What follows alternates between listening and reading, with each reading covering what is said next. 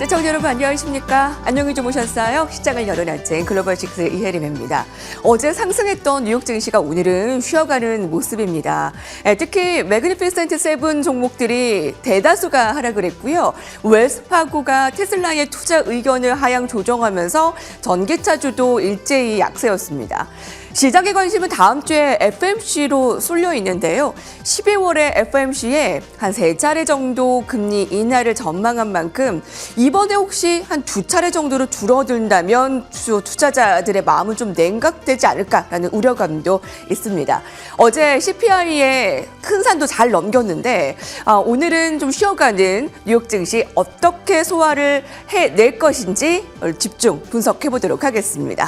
김태수 외신위원과 연결해 보도록 하겠습니다. 클로징 라이브입니다. 안녕하십니까? 네, 안녕하세요. 네, 종목별로 좀 약세가 두드러졌는데요. 어떤 특징 살펴볼 수 있을까요? 네, 조금 전에 큰 산 넘었다고 하셨는데 시장이 큰 산 잘 올라갔는데 이제부터는 능선을 오르락내리락 잘 타야지만 다음 장이 또 크게 올 것 같습니다. 지난밤에 장 막판에 하락세가 조금 확대되는 모습이 있었어요. 다우지수가 마이너스 살짝 들어왔다가 다시 회복하는 모습도 보였고 시장에서 투자자들이 이제 생산자 물가 어떻게 나올지를 보고 이제 소매 판매 지표도 기다리면서 미국의 경제 동향이라든가 아니면 인플레이션의 상황 이런 것들을 가늠해 보고자 조금 움직이고 있고 지난밤에 인공지능 관련된 대형주들이 대부분 조금씩 1% 내외로 하락하는 모습 보였습니다. 하지만 인공지능 사이드의 틈새 시장을 노리던 종목들은 굉장히 급등락을 반복하는 중소형주들 쪽에서는 급등락을 반복하는 모습들을 보였습니다.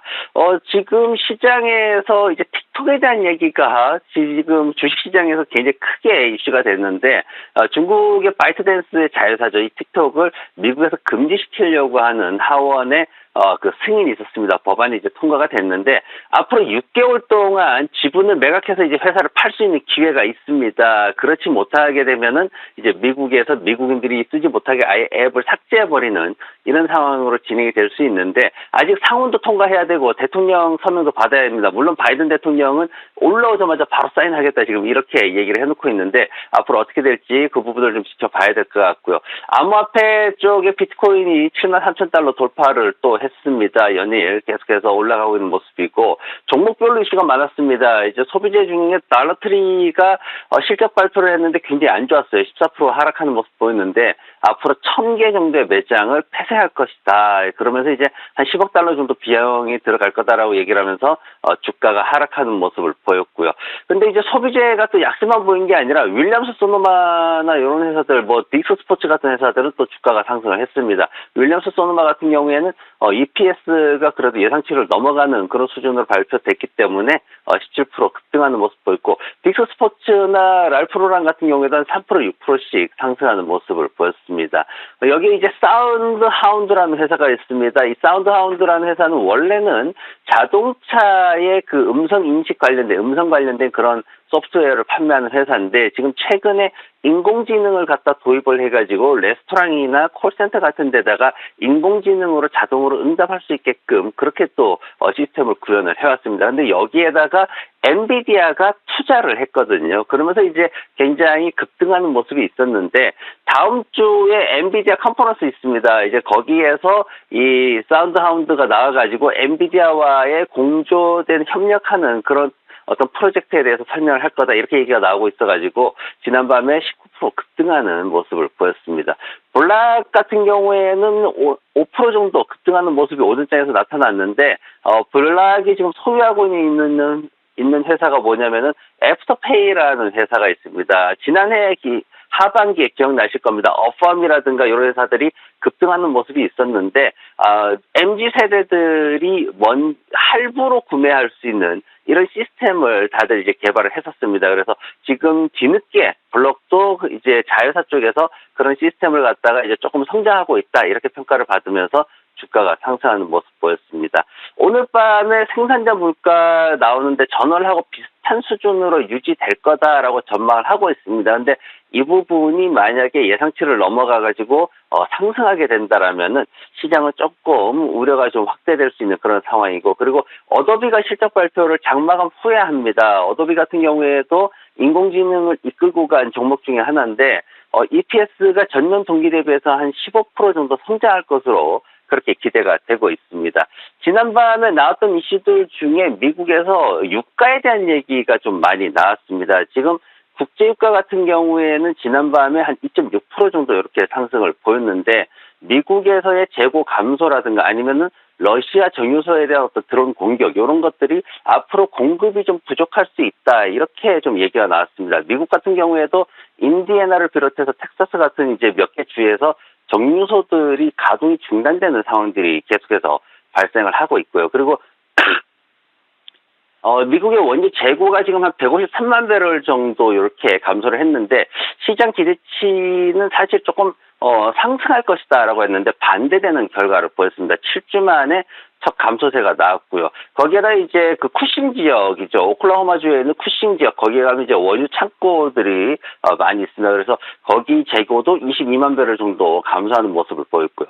휘발유 재고가 굉장히 크게 감소를 했습니다. 566만 배럴 감소를 했는데 예상치보다 한 3배 정도 넘게 감소를 했습니다. 지금 휘발유 공급 부족에 대한 문제가 계속 나오고 그리고 미국 같은 경우에는 휘발유에다가 이제 혼합 연료를 섞게끔 되어 있습니다. 그런데 그 연료조차도 가격이 올라가고 있어가지고 여름까지 앞으로 한 15센트 정도 더 증가할 것으로 그렇게 전망이 돼 있어서 이렇게 휘발유가 올라가게 되면은 이제 그 인플레이션하고 직접적으로 연관이 되기 때문에 인플레이션 하락에 대한 기대감이 조금 멀어진다라는 그런 얘기들이 많이 나오고 있습니다.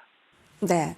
자, 국제유가가 한 2% 급등을 나타냈고요. 브렌트유도 상승이 두드러졌습니다. 우크라이나 석유시설 공격 소식도 있었고요. 오늘 변동성 큰 하루였습니다.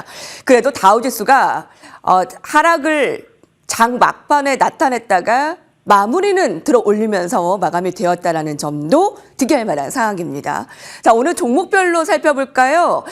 지금 테슬라의 주가 하락에도 불구하고 좀 고평가다라는 평가도 받고 있습니다. 업종 종목별 특징도 살펴주시죠. 네, 업종들이 좀 많이 혼조세를 보였습니다. 유가 상승으로 인해서 에너지 업종이 강세를 좀 주도하는 모습 보였고요. 금리 인하 기대감이 유지되면서 재료업종도 강세로 보였습니다. 인공지능 관련주들이 1% 내외로 하락하다 보니까 정보기술 업종이 지금 조금 한 마이너스 1%대에서 약세를 보이는 모습을 보였습니다. 시장이 이제 재료업종을 조금 봐야 되는데 화학이라든가 건축재료나 철강같이 이렇게 5개 산업으로 구성이 되어 있습니다. 기술주들처럼 큰 상승을 보지 못한 모습을 볼 수가 있는데 미국의 제조업 위기의 대표적인 산업들이 여기에 포진이 되어 있습니다. 오늘은 이제 US 스틸이라는 회사를 좀 봐야 되는데 지난밤에 바이든 대통령이 이제 크게 한 소리를 했습니다. 지금 기시다 후미오 일본 총리가 워싱턴을 국빈 방문하는 그런 상황들이 진행이 될 텐데 이 상황에서 앞서가지고 신일본 제철이죠. 일본의 대표적인 그 철강 회사가 미국의 대표적인 회사인 US 스틸에 대해 가지고 149억 달러 규모의 이제 인수를 제안을 했습니다. 여기에 대해서 바이든 대통령이 하지 마라 이렇게까지는 말을 못하고 이제 여기에 대해서 굉장히 우려가 크다, 정확한 어떤 심도 있는 그런 조사가 필요하다 이제 이렇게 얘기를 했습니다. 그러면서 전 시장에서 이제 US 스틸에 대한 그 관심이 커졌는데 아무래도 인수되려는 이런 부분에 있어서 제한을 당하다 보니까 주가는 급락하는 모습을 보였습니다.